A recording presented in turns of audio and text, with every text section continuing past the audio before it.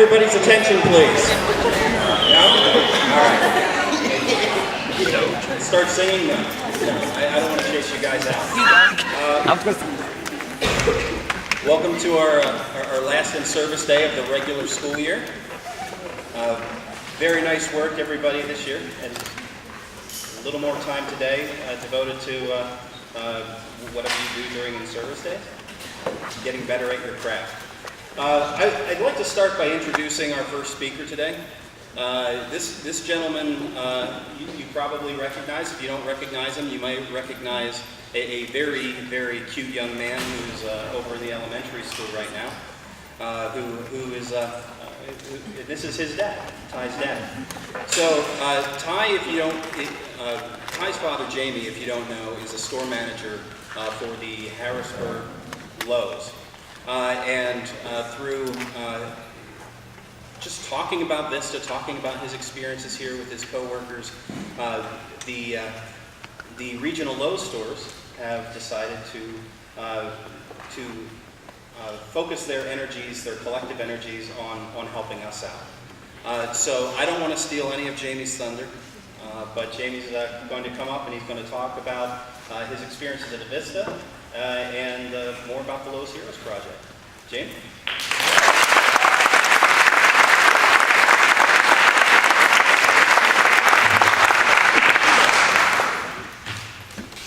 Thank you very much for having me here today. I'm rather honored to be able to speak to everybody about really what Vista means to me, my son Ty, and our family, and how very important it is and how much it means to us what you do. I will really kind of start at the beginning because I think it's important to actually maybe know who we are, to know who Ty is, and our family dynamic.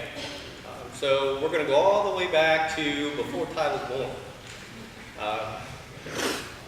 I am, let's say, a little bit older than my wife by just about 10 years.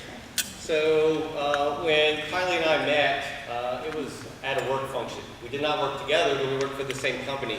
She was at the Lowe's store in State College. I was running the Lowe's store in DuBois.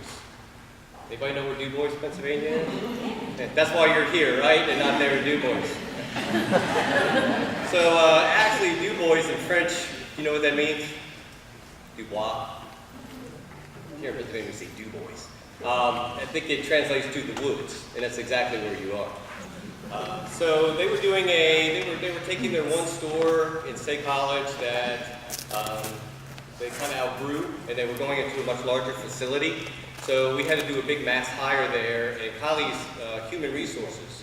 So she was there with her human resource team, and they had to hire upwards of about 600 people to be able to manage both stores, to shut down the one and open up the other. So when a process like that happens, all the stores in the market, all the store managers have to come and help out with the hiring process and whatnot, because that's part of our responsibilities.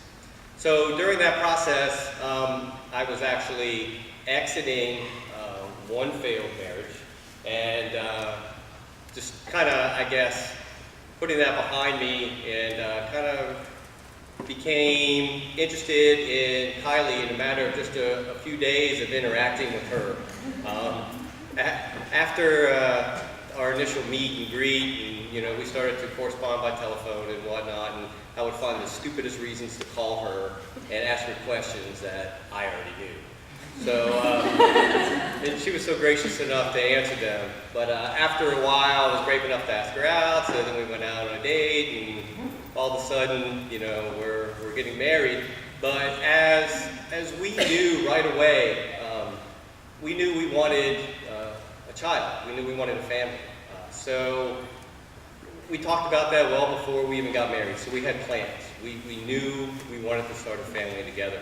So as we got married and we began our marriage together, that's the first thing we had on our priority list was to begin to have a family. So Ty came along, but before Ty actually came along, Kylie had some challenges before I ever met her. She was diagnosed early in her 20s with thyroid cancer, and she actually had to go through the process of having her thyroid removed and about 50 or so lymph nodes from her neck. And she had to go through radioactive iodine treatments and everything after her surgery. And that really resonated a lot with her, and about how precious life, really became in focus for her. So when we, got pregnant with Ty, Kylie was 100% concerned. And those of you that know Kylie, she's very organized, very rigid, not all that flexible, and that's all positive. It really, really is. Especially, in her role as a parent for a special needs child. And so she visited her oncologist regularly to make sure that her synthroid was regulated, that she was taking every supplement that she needed to take to keep her levels correct. We didn't eat anything wrong. We did everything that we were supposed to do. We followed the book. And the only complication we had during pregnancy with Ty was his head was big. And his head was mobile. And he would take it and just sling it back in the womb, and Kylie would hit the ground like that. And that's the one thing that Kylie 100% remembers during that whole pregnancy piece. Another thing is, when you're going through the pregnancy piece, everybody wants to do testing and to make sure everything's right. We said, yes, we want to be tested for this, and yes, we want to be tested for that. And, we had the scare of spina bifida and everything else that, tests kind of bring back, which, none of that came true. And then that led us to the day that Ty was being delivered. So we were at the hospital, it was all planned out, we had his room set up, everything was perfect. And Ty was born. And everything was still perfect. And it's still perfect today. But once Ty was born, the moment that Ty was born and spanked on the bottom, and as soon as she could actually vocalize, Ty started to cry. And Ty never stopped crying for the first year and a half. Every day, 8, 9 hours a day, Ty would scream and cry. And Kylie and I, were in panic mode the whole time, trying to figure out what's wrong, what's happening. We went to a pediatrician that her family trusted, that they were familiar with, that was an hour and a half away from where we lived. And that causes a lot of difficult situation there when you talk about how quickly you need maybe to get to a pediatrician or not. So we were doing that forever through the first 6 months. Kylie knew something wasn't right away because of all the crying, because he really wasn't making eye contact, just because some of the oddities that you don't typically see in a child with not having awareness, not staring, not grabbing, a lot of those things. So as we began to question the pediatrician and say, hey, what's wrong? What's happening? What's going on? It was always, well, your son has low muscle tone. Well, your son's just so young. It's too early to say anything. It's too early to do this. Okay. Well, then why does he throw up all the time? Why does he scream all the time? They couldn't really give us any answers. And we'd sit back and talk every night, and to be honest with you, we'd cry most of the time because we just didn't understand why, Ty he just seemed like he was in pain all the time. We changed his formula a bazillion times because we figured maybe that's what it is. We changed his bottle a bazillion times because we figured that's maybe what it is. We changed his bottle 10 billion times because we figured that's what it is. He's getting air, he's getting this, he's getting that. He's not getting the right nutrition. It was always trying to figure out what's wrong. Nutramigen. Anybody familiar with Nutramigen? Yes? That's expensive. Yes? Yes. I became a regular buyer on eBay there for probably the first 6 to 9 months of having to buy that baby formula that was anti-everything. I'm surprised it had any nutrition in it, to be honest with you. But, after the first 6 to 9 months, we decided that at that point it was time for us to change pediatricians. We were fed up, we weren't feeling it, and because the last thing that pediatrician actually said to us was, well, if you're, and they seemed a little annoyed, and they were like, well, if you're that concerned, then maybe you should really look into early intervention and see if they can help you at all. So as we decided that's what we were going to do, we decided at the same time to change pediatricians. So we definitely got one closer to where we live, and that actually happened after we were involved with early intervention. Ty had an OT assigned to him, and she, who we are still very friendly with today, was the first one that actually turned us on to help. She told us about her pediatrician. She has 3 daughters. They're all typical, developing children. But she said that pediatrician that she has would do anything and everything she had asked her to do with regards to her children's health. So, at that point, Kylie and I were like, okay, that's definitely who we want. That's definitely who we need. Somebody that can be reactive instead of just trying to excuse it away with, what would you expect? Your child's developing. I can't really give you any answers type of scenario. One of the ways, sleep was a big struggle for Ty, and one of the ways we really learned how to kind of put Ty to sleep was it was a 3-hour process. 3 hours. So I would get up every day at 5 o'clock. Well, I'd get up every day at 3:30. I would be at work by 5 o'clock. I would get off at 5 o'clock. I would be back home at 6:30. And then it would be feeding in bed at 7. Well, Ty actually didn't go to sleep until 10:30. Sometimes later because he was just crying. So I had to rock him, bounce him, and do all kinds of things every night. It was a workout. I'm not kidding you. It was tiring, it was difficult, and most of all, it was emotionally draining because I did not understand. I had no idea why my son had such trouble and such an effort to do something as simple that we all take for granted, and that's just sleep. So as we try to figure it out, and Kylie's Googling and trying to get it all together, we hear the word white noise. And we go, okay, white noise. How do we find white noise? So we buy sound machines, we buy anything in the world that can make a noise similar to white noise to be able to kind of quiet Ty down so we could rock him like you would a typical child and to put him to sleep. It just so happened one day at her mom's house, she's trying to rock Ty to sleep, and she's been in the rocking chair for about 2.5 hours, rocking away, and Ty's just been crying and slobbering, snotting all over her. And she asked her husband, Kylie's dad, to turn on the vacuum.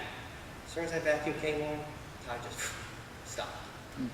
So all of a sudden, the Dyson became our best friend and travel companion. And I'm not lying. That Dyson ran constantly every day for 2.5 hours, and we weren't even vacuuming. It would sit there right beside us at the rocking chair, and then we had to get so skilled at being able to turn it off at the right time. Or if I would get up with Ty and walk so softly back to his bedroom, then Kylie would turn it off after I got in there. It was, everything we did was so calculated and so full of effort to just make sure that everything was right so he could go to sleep. All right, so we got him asleep, right? How do you keep him asleep? There's no way. So Ty would sleep for about 2 hours a night, and then wake up, and then I'd be in the hallways walking back and forth with Ty, because I knew Kylie had to deal with it all day long. I was the lucky one that got to leave the house for 10 hours a day. And Kylie had to deal with that 10 hours a day with her mom an hour and a half away. So there was absolutely no support for her at all when it came to trying to manage this whole process of trying to figure out what's wrong. So after we get involved with our OT, and we changed to our new pediatrician, at that point it was, okay, well, how do we find out what's wrong? And our pediatrician says, well, the first thing I think we need to take a look at is we need to get an appointment set for you to see a pediatric neurologist, because your child may have cerebral palsy. Okay. So we make appointments, we do what we need to do. We live in Du Bois and have to go to Danville because that's where our insurance allowed us to go. That's quite a ride. Quite a ride for a child that does not like the car. And you ever try to hook up a Dyson in your car? It doesn't work. So guess how many rechargeable vacuum cleaners we bought to try to emulate the exact same thing? A ton. We have one, we have a backup, we have another backup. So when the battery goes dead, we have another one and another one. It's anything we could do to try to put him at ease was our biggest concern. So as we got to Danville, and it's the very first time that we have to pre-op our son and be prepared for him to be put to sleep. And those of you that know Kylie can imagine the anxiety that that woman was going through at that point. And I was too, but I keep all my stuff suppressed. So Ty gets put to sleep and he's out for a while and he gets his MRI, and then that was a long wait. And then after he gets his MRI done, then we have to wait until it ever gets to whoever reads it, and we have to make another appointment, and that's another hour and a half away. And so finally we get to where we need to be. We think we're going to find the answers. And the very first pediatric neurologist we see actually takes the time to show me the MRI, explain to me, the white matter, the gray matter, how important it is to have so much of this and so much of that, and whether it's, smooth or whether it's like a tree and has branches, he went elaborately through the whole process. And as I'm sitting there and losing interest in what he has to say, because it becomes very confusing and all you want to know is what's wrong with my son, Kylie decided to say, okay, what's wrong with my son? And as the doctor kind of looks at her and he says, I don't know. And my advice is enjoy your son because you may never know. It's like a needle in a haystack. And if you do find out what's wrong with your son, there's probably nothing you can do about it. So those of you that know Kylie, how do you think she reacted to that? Not well. She looked at me like I said. She got up out of the doctor's office and she left. So I'm sitting there with the doctor and I'm like, okay, great.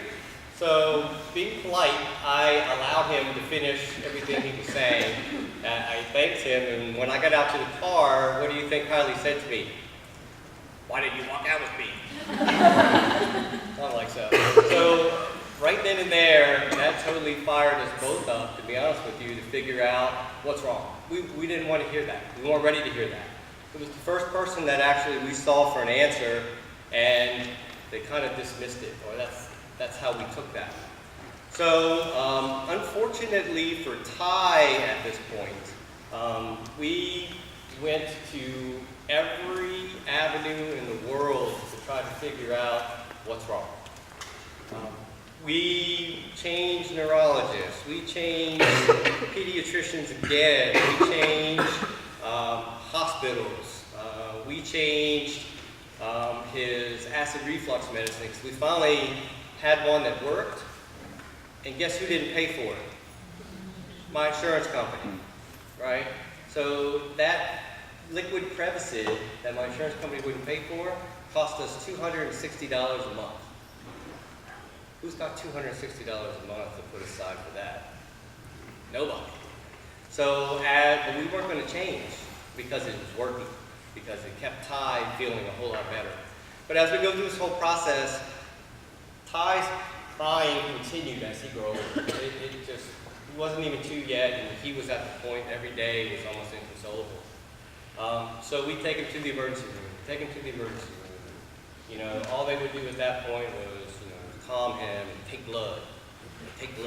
And Ty's had blood taken about 27 times. And raise a hand of anybody that takes blood from a child really easily and effortlessly. Especially one that likes to move a lot. It was unpleasant. That was a very unpleasant piece. But finally, we get him to the emergency room on one occasion. They decide to take him in and x-ray him, and they find that his body is full of air. It's full of air. So Ty had a gas problem, but nobody could tell us that. Nobody could ever figure out that part of Ty's issue, the screaming and the crying, was because he was bloated. So at that point, the pediatrician that we were with prescribed Ty his stool softener or whatever it is he takes at this point. My mind's kind of gone blank at that point. Metamucil or thank you, Miralax. Thank you. He takes his Miralax, and as soon as he started taking that, guess what? Ty doesn't cry anymore. So for a year, because nobody would focus on exactly why the crying, and they kind of just associated it was associated with everything else that was going on with him. It was just a simple matter of taking an over-the-counter product like Miralax. So at the age of 1.5, Ty finally gets relieved of his gas problems, and we figure, okay, that's the answer. Ty's going to get better at this point. Not the case. So as we still try to figure out what's going on, we get his hearing tested. Like I said, he went through 25 cycles of taking blood and sending it out and doing all kinds of extra testing. The person that actually came to evaluate Ty for early intervention asked us if we ever had Ty check for torticollis. Anybody know what torticollis is? A crank or a neck, right? So torticollis, CP, everybody figured that they knew what it was, but nobody could help us with it. There was a point in time where Kylie's mom read an article in the paper about an inborn error that wasn't tested for at the time of birth. And that one had to do with a metabolic issue with trying to process a certain protein and therefore kind of poisoning the blood system. So we thought that was it. So we get Duke University involved. I write this email begging and pleading for them to help us. And they were like, sure, we'll do whatever we can. And that wasn't it. So we turned over every single stone along the way to try to figure out what was wrong with Ty. Ty wasn't sitting up when he was supposed to. Ty couldn't hold his head steady. There were so many things that Ty missed along the way. Never babbled, never uses his pincher fingers, couldn't point, couldn't do any of those things. So finally, we get to another neurologist. We get another MRI done. We go to Johns Hopkins University. They accept us to get down there and to go through genetics testing, which means more blood. And as this whole process is going through, we became familiar with the technician that used to draw Ty's blood at a hospital in Clearfield. And we, at one point, would only get blood taken from her because she was very skilled. She was very compassionate, and she actually had an interest in Ty. And she was a quiet woman, though. She never really spoke. But one of the last times that we saw her, and we still had no clue what was going on, she looked at my wife and said, has anybody ever tested your son for autism? We never heard the word. And as Kylie began to speak with this technician, she went on to tell her that her son was autistic, and she sees a whole lot of similarities with her son as she saw with Ty. So at that point, that put us into another series of let's go figure out if this is the issue and what's wrong with Ty. So as we go through that, and we've had the second MRI, and we've been a year and a half now. This Ty's just a little bit over 2 of testing and taking and driving and going everywhere. We were just getting ready to get another piece of advice. But before that advice, I got to tell you what happened when we were coming back from Johns Hopkins, because I am extremely proud of what happened. We live in Mechanicsburg. Actually, at that time, we were still living in Du Bois. And we had to drive all the way to Baltimore to Johns Hopkins. So that's a good 3 hours, 3.5 hour drive. So we get down there and we go through everything and we set up this foldable rocking chair in the parking lot. And I'm rocking tie, and there's an extension cord coming from one of the office buildings coming out, and the Dyson's sitting there in the parking lot, people are walking by, and it's just it's crazy. As we left, and we get in the car, Ty's not happy. Ty starts to cry. So what happens when you're behind the wheel and there's stress going on in the car? Your foot gets a little heavy. Right? Because you want it to stop. And you just want to get where you need to get because you think it's going to end at that point. Well, as I began to do that and drove around 695, I began to see colorful lights in the background. Okay? So as I pull over, those of you that know Kylie, how happy do you think she is at that point? Not very. I see your face.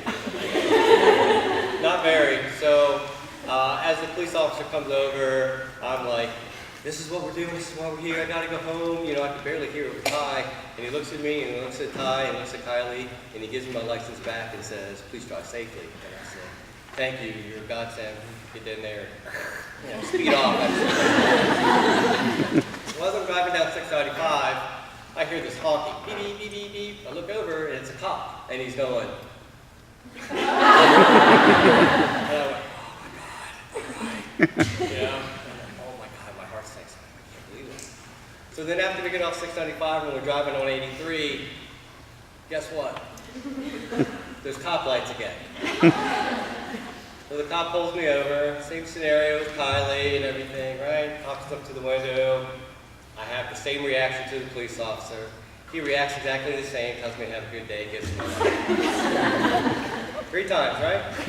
It happened again in Phillipsburg. I get pulled over, and at that point, Kylie's calling me really bad names. The cop comes up to the window, I give him the exact same scenario. He looks at me, he says, God bless you, gives me my license back, and it says, drive safely. 4 times and no ticket, right? In the same drive. So I was very proud of that piece. Prior to that Johns Hopkins piece, though, we actually stayed over the night before, and we were in this little small hotel, and we brought with us the Dyson. Okay? So as the bellman comes down to load our bags, you know, he's pulling everything out of the car, he leaves the Dyson back there, and he said, oh no, you gotta put that on there too. And he looks at me and he says, we have somebody to do that. And I went, I'm not even gonna tell you why. Can you just bring that up to the roof? But that Dyson went everywhere with us. It ran, like I say, 2 hours a day for almost 2.5 years. Just constantly nonstop. So when that thing finally died, because it did, when it finally died, I felt moved enough to write Dyson a letter to tell them how fabulous their car was. I did. And I told them what happened, right? They sent me a coupon for a brand new Dyson. That's what I thought.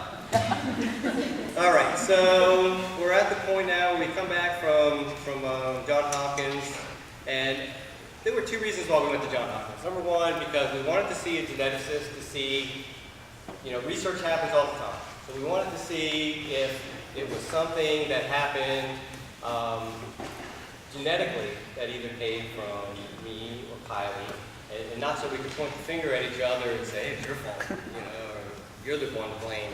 But it was more for the reason that we wanted another child.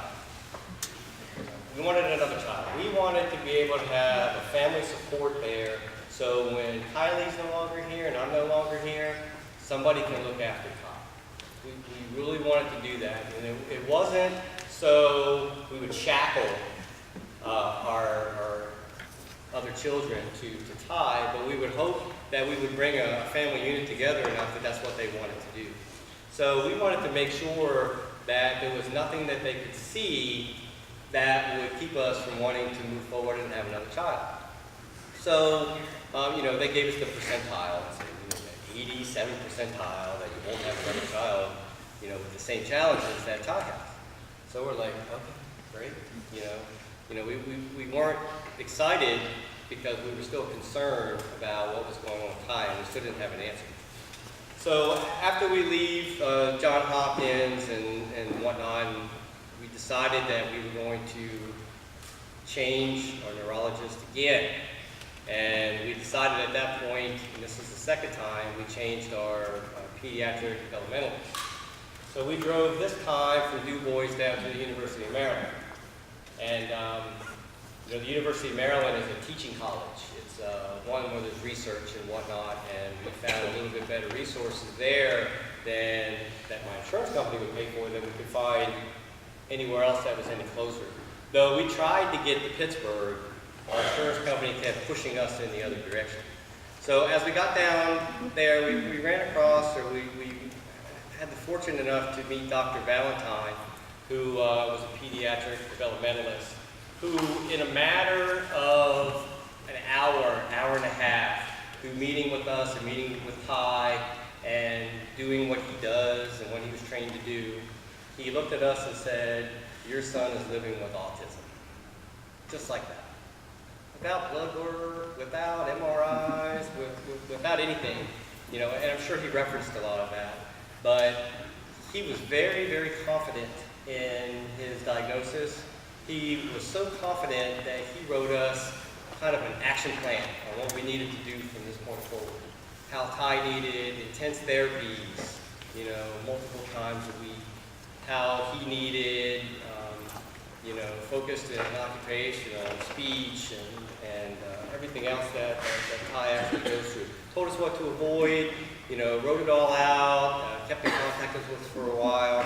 So the piece of advice that he gave us at that point was, enjoy your child. Do what you can do to make life better, but enjoy your child. You may never know why. So, that was what, a year and a half after we heard it the first time? We were ready to hear it that time. It wasn't easy because nobody wants to give up, and that's kind of what we thought was happening at that point. That, the wind kind of came out of the sail, and it was like, okay, well, I guess we just go in a different direction and, pet him on his head and, tell him how much we love him every day and just hope things get better. So, after we get home and, we go through the sorrow piece and feeling bad for ourselves, Kylie's personality comes out again. And it was for the good reason. And she started to read and to call and Google and to try to figure out what resources are out there. And you have to go through processes and everything first. So we had to get Ty into the IU. And as we got him into the IU, every time we got a new resource for him, we were excited and happy. And then we were quickly disappointed. Quickly. It sounds like the structures are there, but the resources aren't. It sounds like the plans are in place, but the commitment to them aren't. The people that were there disheveled, smelled like ashtrays at times. Looks like they found their clothes underneath a rock, and not that we all don't look like that from time to time, but every day, and to drive your child to the back of a rundown gym in a concrete building and go, really, this is what they offer? Or to have to drive your child to another location that's a trailer attached to another building, and go, really? This is what our county, this is what our state offers for help for my special needs son? We always look at it and say, where do all the other children go? Because there's only like 6 or 8 kids here. Where's everybody else? And as we began to meet people and to network, and as Kylie began to advocate, because that's definitely our propellant. it's our passion to want to fight for tie and to educate ourselves and educate others on it. We ran through 4 different IUs because they weren't good enough. The first one was in Lemoyne, it wasn't good enough. Then we got over to Carlisle, it wasn't good enough. And then at that point, we had to hire a Vista VA to come into the house out of pocket because we didn't feel what Ty was getting was enough. And we weren't satisfied with that.